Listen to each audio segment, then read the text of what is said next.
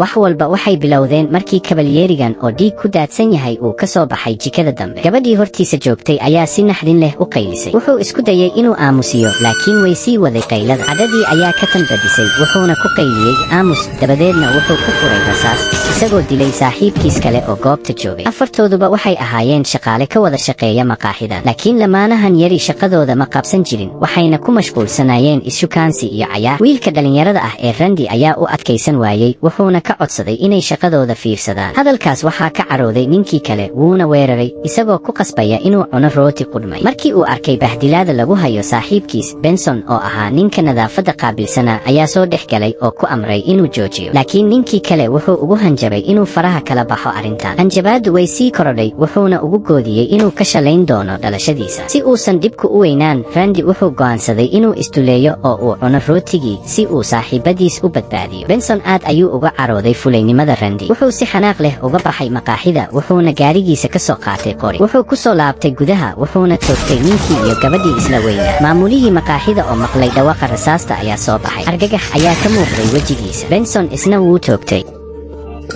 markii uu dilay maamulihii, waxaana goobta ku soo haray isaga iyo Randy oo amakaagsan. gabadhii shaqaalaha ahayd ee qaylinaysay ayaa iyaduna naxdin darteed miyir beeshay. Benson wuxuu ku amray Randy inuu ka caawiyo sidii ay meydadka qolka dambe u gelin lahaayeen. Randy oo cabsanaya ayaa u hoggaansamay. kadib markii ay nadiifiyeen dhiiggii, Benson wuxuu xiray albaabka maqaaxida wuxuuna amray Randy inuu gaariga soo raaco. markii uu Randy ka cagajiiday, Benson wuxuu ku qayliyey, 100 jeer ayaan ku dili karay hadda ka hor ee gaariga soo raac. Randy wuxuu u dhaqaaqay sida robot oo kale, wuuna raacay. intii ay jidka ku jireen, Benson wax dareen ah kama muuqan. wuxuu si degan u xisaabinayay inta saacadood ee uga harsan shaqadooda xigta, isagoo leh, yaa og meesha aan 7 saac kadib ku jiri doono. markii ay sii socdeen, waxay dhaafeen maqaaxi kale. Benson wuxuu siiyey Randy dhar kale oo uu gashado, kadibna waxay galeen maqaaxida cusub. Benson wuxuu bilaabay inuu la hadlo kabalyeeriyadii, laakiin markii uu ogaaday inay carruur leedahay, wuxuu ku yidhi hadal meel ka dhac ah oo inaysan ahayn hooyo wanaagsan, taasoo ka xanaajisay. intaas kadib, Benson wuxuu Randy geeyey gurigiisa. hooyadiis oo sariirta jiiftay ayaa aragtay dhiigga shaarka Randy, laakiin wuxuu ku yidhi waa ka tug, inkastoo aysan rumaysan. hooyadii oo dareentay in wax qaldan yihiin ayaa ka codsatay Randy inuu u dhiibo taleefanka guriga si ay u wacdo, laakiin markii uu taleefankii u soo dhoweeyey, waxaa si lama filaan ah u soo booday nin kale oo ku eedeeyey inuu isku dayayo inuu caawimaad dalbado.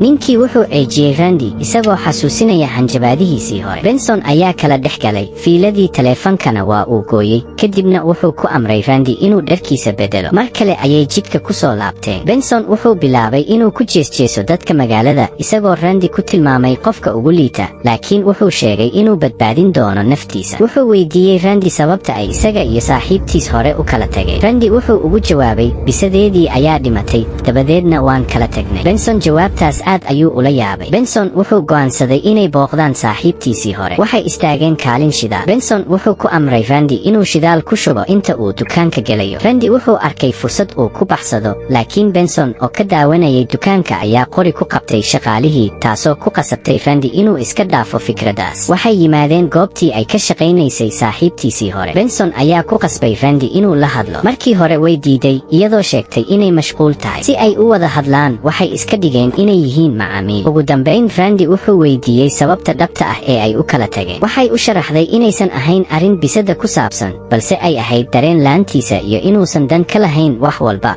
oo ay ku jirto xiriirkooda. waxay tidhi, weliga ma aadan muujin wax dareen ah. markii aan kaa tegaya xitaa isma aadan dhibin inaad celiso. markii ay arrintii xaliyeen, Benson iyo Randy waxay ku laabteen gaarigii. Benson wuxuu weydiiyey Randy dhacdo ku saabsanayd macalimad markii uu fasalka 2 ahaa. Randy wuxuu ka sheekeeyey sidii uu si kama ah macalimadiis isha uga dhaawacay markii uu yaraa, taasoo keentay inay ishaas mid ka mid ah weydo. wuxuu sharxay in dhacdadaas naxdinta leh ay sabab u ahayd inuu noqdo qof cabsi badan oo aan go'aan gaari karin. Benson isna wuxuu la wadaagay falsafadiisa qaloocan, isagoo sheegay inuu u oggolaado dadka inay ku xadgudbaan sababtoo ah mar kasta oo uu go'aan gaaro, wax xun ayaa dhaca. hal mar ayaan qalbigayga raacay, nolol qof ayaana ku burburiyey, ayuu yidhi. Benson wuxuu u sheegay Randy inaysan dembigiisa ahayn, wuxuu wuxuuna ku yiri waa inay hadda tagaan oo ay raaligelin siiyaan macallimadaas. Mar kale Randy wuu ka labalabeeyay. Benson ayaa si daran u xanaaqay, wuu garaacay, wuxuuna ku qasbay inay tagaan iskuulkii. Waxay galeen iskuulkii halkaas oo haweenaydii soo dhaweynta ay u sheegtay in macallimadu weli shaqayso laakiin aysan maalintaas joogin. Benson wuxuu weydiistay cinwaankeeda. Markii ay ka shakiday, wuxuu sameeyay sheeko been ah oo ah in Randy uu yahay arday hore oo guuraya oo doonaya inuu macasalaameeyo. Sheekadii way ka dhaadhacday. Isla markaas waxaa soo baxay maamulihii iskuulka. Benson wejigiisa ayaa isbedelay markii uu gartay. Waxaa soo baxday in maamuluhu yahay walaalkii ninkii uu ku dilay maqaaxida. Kadib markii uu maamuluhu baxay, haweenaydii waxay siisay cinwaankii macallimada. Benson wuxuu jiiday Randy, wuxuuna baabuurta la dhigto ku weeraray maamulihii isagoo si arxan darro ah u garaacay. Garaacistii waxay noqotay mid dilaa ah. Benson wuxuu sii galay xaalad waali ah, wuxuuna la soo baxay qorigiisii. Randy ayaa isku dayay inuu joojiyo. Randy wuxuu xasuusiyey hadafkoodii ahaa inay macallimada raadiyaan. Ugu dambayn way iska tageen, waxayna yimaadeen gurigii macallimada. Isla markiiba way garatay Randy.